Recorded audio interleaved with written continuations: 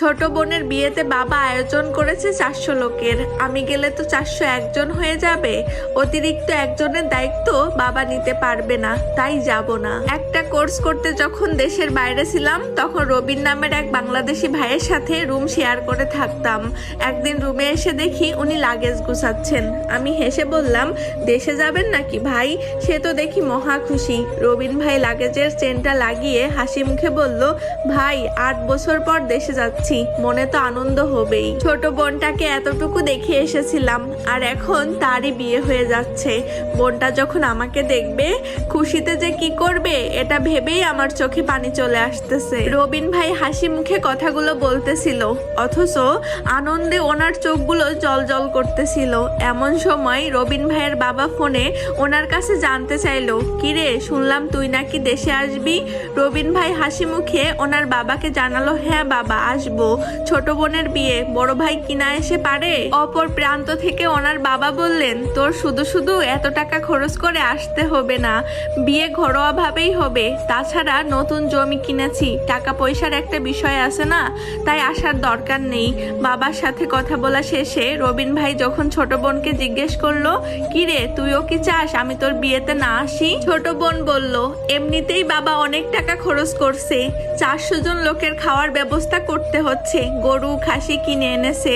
এই অবস্থায় তোমার এত টাকা খরচ করে দেশে আসতে হবে না।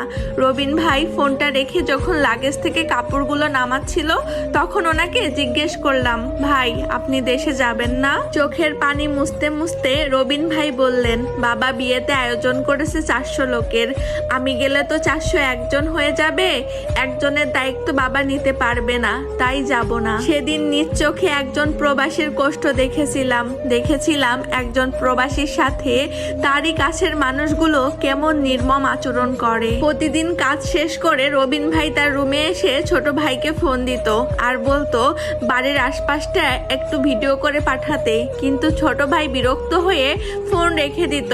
অথচ সেই ছোট ভাইকে কয়েকদিন আগেই বাইক কেনার জন্য টাকা পাঠিয়েছে। আমি যখন নতুন আইফোন কিনলাম তখন উনি আইফোনটা হাতে নিয়ে বললেন, এটাই তাহলে আইফোন যার জন্য মানুষ এত পাগল? আমি বললাম, আপনিও তো একটা ফোন কিনতে পারেন, কি একটা ফোন ব্যবহার করেন অর্ধেক ভাঙা? উনি হেসে বললেন, কিনবো একটা আইফোন ছোট বোনের জামাইয়ের জন্য। আমি ওনার দিকে তাকিয়ে মনে মনে ভাবতে লাগলাম, সব প্রবাসীরাই কি এমন হয় যারা নিজের জন্য একটুও ভাবেন না? প্রতিদিন রাতে রবিন ভাই খুব কাশতেন। একদিন ওনাকে বললাম, ভাই এবার অন্তত একটা ডাক্তার দেখান, আপনার শরীরের অবস্থা খুব একটা ভালো না। উনি কাশতে কাশতেই বলতেন, এখানে ডাক্তার দেখাতে যত টাকা খরচ হবে সেই টাকা দিয়ে বাবা নতুন একটা জমি কিনতে পারবে। আমি রেগে বলতাম, তাই বলে নিজের জন্য কিছুই করবেন না? উনি হেসে বলতেন, কয়েকদিন পর ডাক্তার দেখাবো, আসলে ছোট ভাইটা নতুন ব্যবসা করবে, তার জন্য আলাদা টাকা পাঠাতে হবে। এই অসুস্থতার কারণেই রবিন ভাই একদিন হুট করেই পরপারে পাড়ি জমান। ফোনে যখন ওনার বাবাকে বিষয়টা জানালাম তখন উনি খুবই কান্না করতেছিলেন। কিন্তু যখন বললাম আমি লাশ পাঠানোর ব্যবস্থা করতেছি, কিন্তু লাশ দেশে পাঠাতে হলে 2.5 লাখ টাকার মতো লাগবে, আপনারা টাকার ব্যবস্থা করুন, তখন ওনার গলার স্বর পাল্টে গেল। উনি আমতা আমতা করে বললেন, এত টাকা? যে ছেলে জীবিত থাকতেই দেশে আসতে পারলো না, তার লাশ দেশে এনে কি করব? তোমরা ওখানেই কিছু একটা ব্যবস্থা করে ফেলো। শেষবারের মতো ভিডিও কলে আমার ছেলেটার মুখটা একটু দেখাও তো। আমার তখন ইচ্ছে করতেছিল ওনার মুখে থুতু মারি, যে কিনা নিজের সন্তানকে টাকা বানানোর মেশিন ছাড়া কিছুই ভাবতো না। এরপর ছোট ভাইকে যখন ফোনে বললাম, তোমার ভাই তো তোমার জন্য কত কিছু করেছে, তুমি না হয় একটু লাশটা নিয়ে যাওয়ার ব্যবস্থা করো।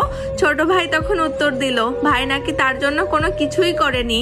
এরকম উত্তর ছোট বোনও দিল। অথচ এই ভাই বোনের সকল শখ আহ্লাদ বড় ভাই বিদেশ কামলা খেটে পূরণ করেছে। চোখের সামনে একটা মানুষের লাশ পড়ে আছে, অথচ আমার মনে হচ্ছে এটা মানুষের লাশ নয়, এটা একটা টাকার মেশিন যেটা অচল হয়ে গেছে, এখন কারোরই চাহিদা নেই। এটা একটা হতভাগা প্রবাসী ভাইয়ের স্টোরি।